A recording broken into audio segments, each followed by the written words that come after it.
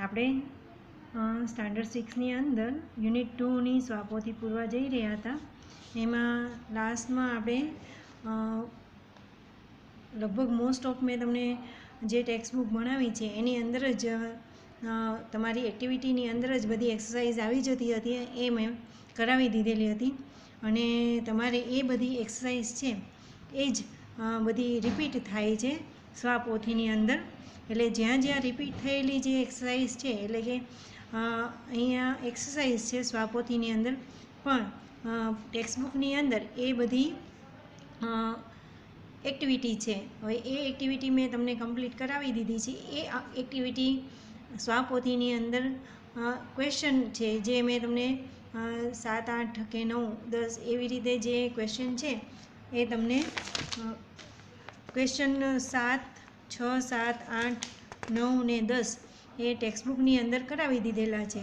તો એ જ ક્વેશ્ચન મેં તમને કરી લેવાના કીધા હતા. અને પૂરી ખાતરી છે કે એ ક્વેશ્ચન તમે તમારી ટેક્સ્ટબુકની અંદરથી પૂર્ણ કરી લીધા હશે. હવે આપણે સ્વાપોથીની અંદર એક લાસ્ટ ક્વેશ્ચન જ છે બાકી, એ આજે આપણે એ પૂર્ણ કરવાનો છે. બાકી મેં તમને હોમવર્ક આપેલું કે ભૂતકાળના રૂપ છે પ્લસ પ્રેઝન્ટ ટેન્સ છે, એના જે સ્પેલિંગ છે એ બધા તમારે 5-5 વાર લખવાના હતા. એ તમારે 5-5 વાર લખી અને પાકા કરવાના છે. તો હવે આપણે અહીંયા જે નેક્સ્ટ ક્વેશ્ચન છે એ આપણે જોઈએ. એ પૂર્ણ થયા પછી આપણે યુનિટ 3 લેવાના છીએ. તો અત્યારે જે લાસ્ટ ક્વેશ્ચન છે એ આપણે જોઈએ. ક્વેશ્ચન નંબર 14, કૌંસમાં આપેલા શબ્દનો ઉપયોગ કરીને પ્રશ્નોના ઉત્તર લખવાના છે. હવે એક્ઝામ્પલ તમને આપેલું છે, હુ ક્લીન ધ ઓફિસ, બરાબર? એટલે અહીંયા પ્રશ્ન છે એનો જવાબ આપવાનો છે. તમે કદાચ 5મા ધોરણની અંદર શીખી ગયેલા છો કે પ્રશ્નસૂચક શબ્દ કે જે હું વડે પ્રશ્ન પૂછવાથી, કર્તા મળે છે, વેન વડે પ્રશ્ન પૂછવાથી સમય જાણવા મળે છે, વિચ વડે પ્રશ્ન પૂછવાથી નિર્જીવ કર્તા મળે છે, વોટ વડે પ્રશ્ન પૂછવાથી કર્મ મળે છે, વેર વડે પ્રશ્ન પૂછવાથી તમને સ્થળ જાણવા મળે છે. તો અહીંયા પ્રશ્નો આપેલા છે, એના જવાબ કૌંસમાં આપેલા છે, તો એ જવાબ તમારે લખવાના છે. તો અહીંયા પહેલો ક્વેશ્ચન છે, હુ હેલ્પ્સ ધ ઓલ્ડ મેન, અને બ્રેકેટની અંદર જયેશ લખેલું છે. તો હુ હેલ્પ્સ ધ ઓલ્ડ મેન, કોણે વૃદ્ધ માણસને મદદ કરી? તો અહીંયા જે જયેશ આપેલું છે એ જયેશનું નામ તમારે અહીંયા લખવાનું છે. એટલે કર્તા તરીકે તમારે જયેશ એમ લખવાનું રહેશે, બરાબર? Jayesh helps the old man. જયેશે વૃદ્ધ માણસને મદદ કરી. When do you get up, in the બ્રેકેટ્સની અંદર એટ 6 o'clock, તમે ક્યારે ઉઠો છો? તો અહીંયા શું આવશે? I get up at 6 o'clock. કેટલા વાગે ઉઠે છે? 6 o'clock. હું 6 વાગે ઉઠું છું.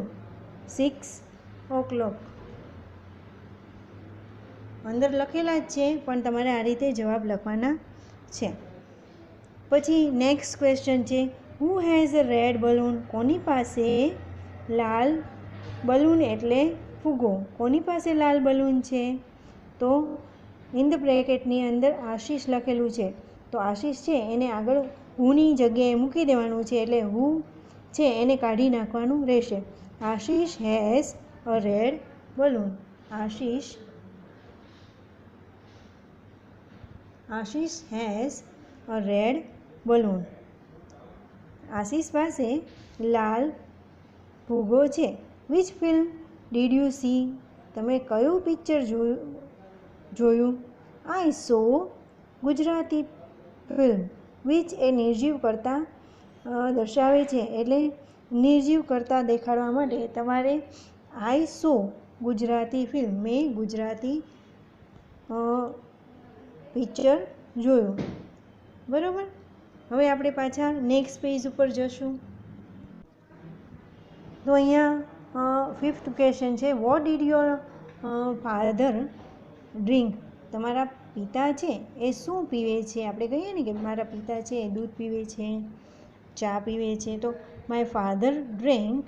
હવે અહીંયા ભૂતકાળમાં પ્રશ્ન આપેલો છે. જો અહીંયા ભૂતકાળ છે, તો ભૂતકાળમાં જ્યારે પ્રશ્ન પૂછ્યો હોય તો ક્રિયાપદ છે એ ભૂતકાળનું આવશે. તો ડ્રિંકની જગ્યાએ શું થઈ જશે?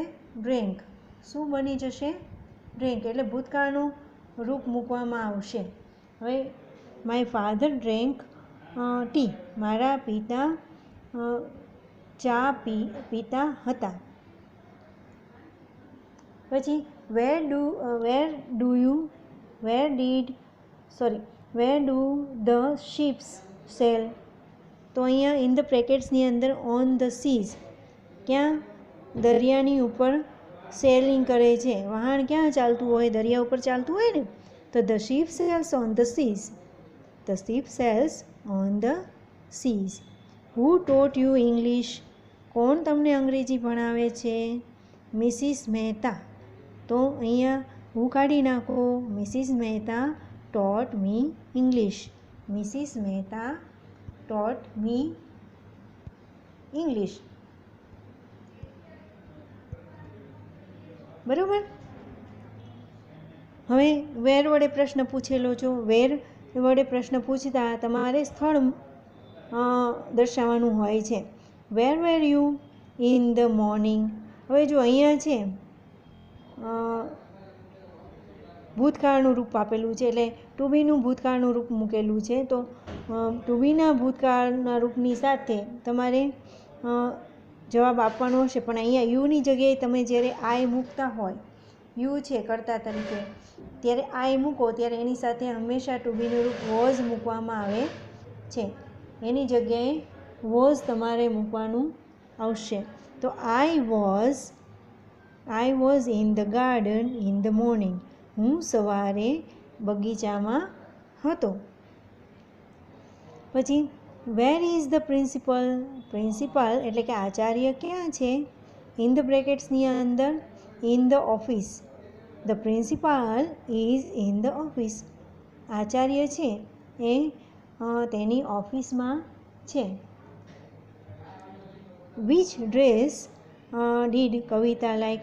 કવિતાને કયો પહેરવેશ, એનો કયો ડ્રેસ છે એ તેને ગમ્યો? તો પિંક ડ્રેસ છે. એટલે કવિતા લાઈક. ડીડ છે એ ભૂતકાળનું રૂપ છે, એટલે લાઈકનું શું થઈ જશે? લાઈક. લાઈકનું લાઈક મૂકવામાં આવે છે. Kavita like pink dress. કવિતાને ગુલાબી ડ્રેસ ગમ્યો. When did father return? પિતા છે એ ક્યારે ફર્યા હતા? Late at night. Father return late at night. પિતા છે એ મોડી રાત્રે ઘરે પધાર્યા હતા. Who open the gate? કોણે દરવાજો ખોલ્યો? ઓપન છે એટલે ભૂતકાળ છે, એટલે ઓપનનું રામજીભાઈ ઓપન ધ ગેટ. કોણે ખોલ્યો? ઇન ધ બ્રેકેટની અંદર કર્તા તરીકે રામજીભાઈ છે, તો રામજીભાઈ ઓપન ધ ગેટ. બરાબર. એટલે મિત્રો જે સ્થળ સૂચક શબ્દો હોય એટલે એના વડે પ્રશ્ન પૂછવામાં આવ્યો હોય, હું વડે કરતા જાણી શકાય છે. હું વાળો પ્રશ્ન હોય તો કરતા મૂકવામાં આવે છે. વેન વડે પ્રશ્ન હોય ત્યારે તમારે સમય દર્શાવવાનો હોય છે.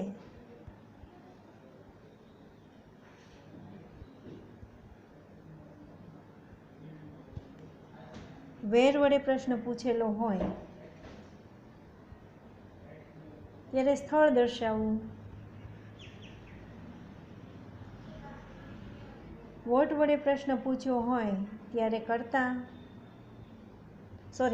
વોટ વડે પ્રશ્ન પૂછ્યો હોય ત્યારે કર્મ દર્શાવવું. વિચ વડે પ્રશ્ન પૂછેલો હોય ત્યારે નિર્જીવ કરતા મૂકવું.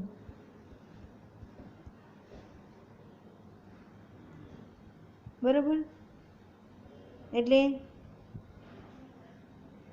વેર, વોટ, વેન, હુ, વિચ, આવા બધા જ્યારે પ્રશ્નસૂચક શબ્દો આવે ત્યારે મેં તમને જે રીતે કરાવડાવ્યું એ રીતે કરવાનું રહેશે. તો મિત્રો, હવે અહીંયા આપણે એક્ટિવિટી 15 છે એમાં મેઘધનુષ્યનું ચિત્ર દોરી તેમાં રંગ પૂરવાનો છે. તમે બધા ચોમાસું છે, ચોમાસાની સિઝનમાં વાદળની અંદર સાંજના સમયે મેઘધનુષ્ય ક્યારેક જોતા હશો.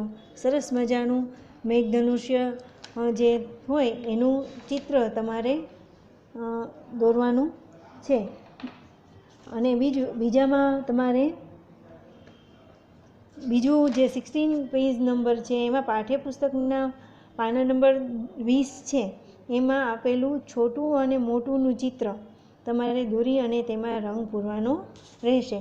તો મને પૂરી ખાતરી છે કે તમે તમારી જાતે ડ્રોઈંગ કરી અને આ રીતે તમારી સ્વાપોથી છે એ કમ્પ્લીટ કરશો. હવે આપણે યુનિટ 3 ભણવાનું છે. હવે જો યુનિટ 3 છે. યુનિટ 3ની અંદર તમે fought and won. Fought and won. Fought એટલે ફાઇટ. ફાઇટનું ભૂતકાળ ફોટ છે. એન્ડ વોન, વિનનું ભૂતકાળનું રૂપ વોન છે. ફાઇટ એટલે યુદ્ધ કરવું. એન્ડ વોન એટલે વિજય મેળવો. વિન એટલે વિજય થવું. બરાબર.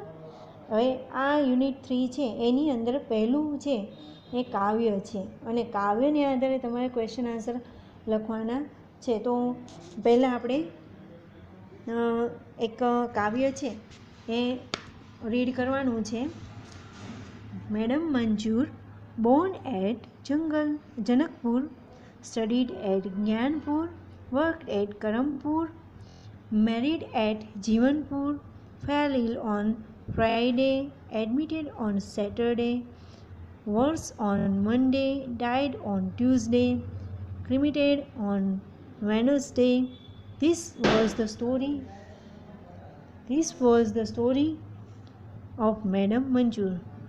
બરાબર. આ મેડમ મંજૂરની આખી સ્ટોરી છે. મેડમ મંજૂર born at Janakpur, study at Gyanpur, worked at Karampur, married at Jivanpur, fell in on Friday, admitted on Saturday, was on Monday, died on Tuesday, cremated on Wednesday.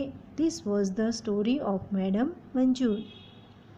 Madam મંજૂર છે એ જનકપુરમાં જન્મ્યા, જ્ઞાનપુરમાં ભણ્યા, કરમપુરમાં કામ કર્યું, જીવનપુરમાં લગ્ન કર્યા અને શુક્રવારે બીમાર પડ્યા, સેટરડે એને દાખલ કર્યા, મંડે એની હાલત ખરાબ થઈ ગઈ એટલે સોમવારે એની હાલત ગંભીર થઈ ગઈ અને મંગળવારે ગુજરી ગયા અને એની જે સેરેમની છે અંતિમ યાત્રા એ બુધવારે કરી. એને દફનાવવામાં બુધવારે આવ્યા. તો આ છે મેડમ મંજૂરની સ્ટોરી. તો શું કહે છે? જનકપુર, બોર્ન એટલે જન્મ થવો. જનકપુરમાં મેડમ મંજૂરનો જન્મ થયો. સ્ટડીડ એટલે ભણવું. એટ જ્ઞાનપુરની અંદર તે ભણ્યા. વર્કડ એટ એટલે તેને ક્યાં કામ કર્યું? કરમપુરની અંદર એણે કામ કર્યું. મેરિડ એટ જીવનપુર, જીવનપુરની અંદર એણે લગ્ન કર્યા. મેરિડ એટલે લગ્ન કરવા. ફેલ ઇલ, ઇલ એટલે બીમાર પડવું. ફેલ એટલે પડવું. ઓન ફ્રાઈડે એટલે શુક્રવારે, શુક્રવારે તે બીમાર પડ્યા. એડમિટેડ એટલે દાખલ થવું. ઓન સેટરડે, સેટરડે એટલે શનિવારે તેને દાખલ કરવામાં આવ્યા. રસ ઓન મંડે, મંડે એટલે સોમવારે, સોમવારે એની હાલત ગંભીર થઈ ગઈ. રસ એટલે ખરાબ, ખૂબ ખરાબ. ડાઇડ એટલે મૃત્યુ થવું. ઓન ટ્યુઝડે, ટ્યુઝડે મૃત્યુ પામ્યા. ક્રિમેટેડ ઓન વેનસડે, બુધવારે તેને દફનાવવામાં આવ્યા. દફન વિધિ કરે ને એને દફનાવવામાં આવ્યા. This was the story of madam મંજૂર. આ છે મેડમ મંજૂરની સ્ટોરી છે. હવે અહીંયા તમે ટેક્સ્ટ બુકની અંદર જોશો કે અહીંયા આપેલા શબ્દો જેવા શબ્દો કાવ્યમાંથી શોધવાના છે. સ્ટડીડ, મંડે, જનકપુર, બાકી રહેતા શબ્દો. તો અહીંયા આ જે વસ્તુ છે સ્ટડીડ છે તો એની જગ્યાએ વર્કડ આવશે, બોર્ન આવશે, મેરિડ આવશે, fail, admitted, studied, worked, married, admitted અને ક્રિમિટેડ, ડાયડ. આ બધા શબ્દો છે. ધારો કે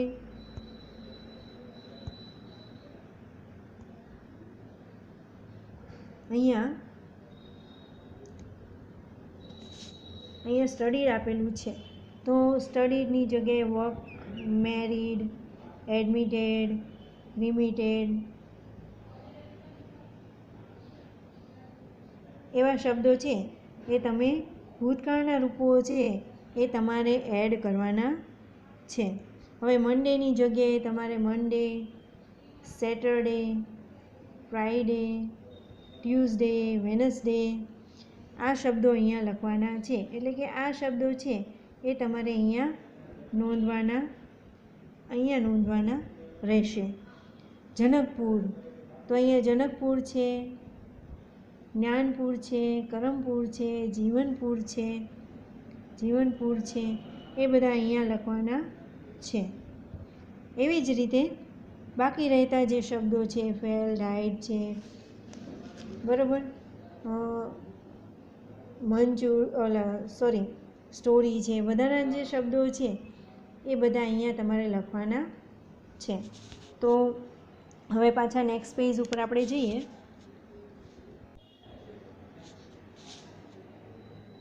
નેક્સ્ટ પેજની અંદર એક્ટિવિટી 2 છે. જુઓ, આની અંદર જે બુક્સની અંદર જે એક્ટિવિટી હું કરાવી આપું છું એ જ એક્ટિવિટી જો તમારે સ્વાપોથીમાં આવતી હશે તો હું એ એક્ટિવિટી રિપીટ છે એ કરાવડાવીશ નહીં. એ એક્ટિવિટી તમારે તમારી ચોપડીમાં કરાવેલી છે એ જ રિપીટ થશે સ્વાપોથીમાં, તો તમારે તમારી જાતે કરવાની રહેશે. હવે એક્ટિવિટી 2 છે, તમારા શિક્ષક પાસે વારાફરતી જાઓ, તેઓ જે ચિઠ્ઠી આપે તે ક્રિયા કરો. તમે કઈ ક્રિયા કરી છે તે તમારા મિત્રને ઓળખાવો. બરાબર, તો અહીંયા જો એક્ઝામ્પલ તરીકે Amir played cricket, Jaya sang a song. Amir I played cricket, Jaya I sang a song. એવી રીતે તમારે આ આખી એક્ટિવિટી, એટલે કે આ એક રમત છે એ તમારે કરવાની છે. પણ એની નીચે છે એ એક્ટિવિટી 3 આપણે જોઈએ. તમે વાલિયા લૂંટારાની વાર્તા તો જાણો છો ને. અહીંયા વાલિયા લૂંટારા વિશે થોડાક વાક્યો આપ્યા છે તથા બોક્સમાં કેટલાક શબ્દો આપ્યા છે. એમાંથી યોગ્ય શબ્દ પસંદ કરી ખાલી જગ્યા પૂરવાની છે. હવે મિત્રો, અહીંયા વાલિયો લૂંટારો છે એના વિશે તમે જાણતા હશો કદાચ, કે હું તમને એક નાની એવી વાર્તા કહું છું કે એક વાલિયો લૂંટારો હતો. તે બધાય જે જંગલમાં જે લોકો આવતા હોય એને લૂંટતો હતો અને તેની પાસેથી બધી વસ્તુઓ લઈ લેતો હતો. પછી એ બધાને એટલા બધા લૂંટી અને કદાચ એને મારી પણ નાખતો, પણ એ પોતે એ લૂંટીને ખુશ થતો હતો. હવે એકવાર એવું બન્યું કે એકવાર નારદ મુનિ છે ત્યાંથી પસાર થયા અને તેણે સલાહ આપી કે તું આ બધું જે કામ છે એ કાર્ય સારું નથી, તું આ કાર્ય બંધ કરી દે એમ. કારણ કે તું જે કાંઈ કામ કરે છે એનો પાપનો બોજ છે એ તારું જ પાપ છે. તારા ઘરના તને કોઈ તારા પાપના ભાગીદાર બનશે નહીં. જેથી કરીને તું આ જે કંઈ પણ કરે છો એ વસ્તુ ખોટી છે એમ. તું આ વસ્તુ બંધ કરી દે એમ. તું આ તારું કૃત્ય છે એ બંધ કરી દે. એટલે વાલીઓ છે એ એવું કહે છે કે હું આ મારું જે કાર્ય કરું છું, જે લોકોને લૂંટું છું અને મારા કુટુંબનું ભરણ પોષણ કરું છું, તો હું જેના માટે કરું છું તો એ વ્યક્તિ, હું જે કાર્ય કરું એ પાપના ભાગી એ પણ કહેવાય. મારું કુટુંબ પણ મારા જેટલું જે હું પાપ કરું છું એના પૂરેપૂરા ભાગીદાર એ કહેવાય. પણ વાલી છે નારદ મુનિ કહે છે કે ના, તું જા તારા ઘરે જઈ અને તું એ જાણ કે ખરેખર હકીકતમાં તું જે કાંઈ પણ કૃત્ય કરે છે એના સહભાગી તારા કુટુંબના છે કે નહીં એ તું જાણ. એટલે વાલીઓ છે લૂંટારો એ ઘરે જાય છે અને તેના પત્ની તેના કુટુંબીજનોને પૂછે છે કે હું આ જે કાંઈ તમારું ભરણ પોષણ કરું છું એ લોકોને લૂંટીને મારીને હું કરું છું અને એ જે કાંઈ પાપ કરું છું એના સરખા સહભાગી તમે પણ છો. તો એના કુટુંબીજનો છે એ તેનાથી તેનો ઇનકાર કરે છે. અમે તને ક્યાં એવું કીધેલું છે કે તું કોઈનું ખૂન કર, તું એને માર, કે તું એ લોકોને લૂંટ. અમે તો માત્ર ને માત્ર તને એમ કહીએ છીએ કે તું અમારું ભરણ પોષણ કર. એ પછી ભરણ પોષણ તું કામ કરીને કર કે પછી કોઈને મારીને કર, એની સાથે અમારે લેવા દેવા નથી. અમે તારે આધીન છીએ, તું અમારું ભરણ પોષણ કર. પણ જો તું કોઈને પાપ કરીને તું અમારું ભરણ પોષણ કરીશ તો એના સહભાગી અમે છીએ નહીં. પછી તરત જ એને અહેસાસ થાય છે, એને તરત જ નારદ મુનિ છે એની જે સલાહ છે એ યાદ આવી જાય છે અને એના જીવનમાં એ પરિવર્તન આવી જાય છે. એક કહેવાય ને કે ટર્નિંગ પોઈન્ટ, વળાંક આવે છે અને એ એક રોબરમાંથી વાલ્મીકી ઋષિ બની જાય છે અને એ મહાન સંત બને છે. અને એ આગળ જતાં એટલો મહાન સંત બને છે કે એ રામાયણ છે એ લખે છે. તો આ હતી એક વાલ્મીકી લૂંટારાની વાર્તા કે જેમાંથી વાલિયામાંથી તે વાલ્મીકી ઋષિ બની ગયા. તો હવે નેક્સ્ટ ટાઈમ જ્યારે આપણે મળીએ ત્યારે આ યુનિટમાં આગળ જોઈશું. ત્યાં સુધી તમારે તમને ટુબીના રૂપો વડે આ બ્લેન્ક પૂરવાની છે. હું પુરાવડાવીશ તે, પણ તમારે તમારી જાતે થોડો પ્રયત્ન કરવાનો રહેશે.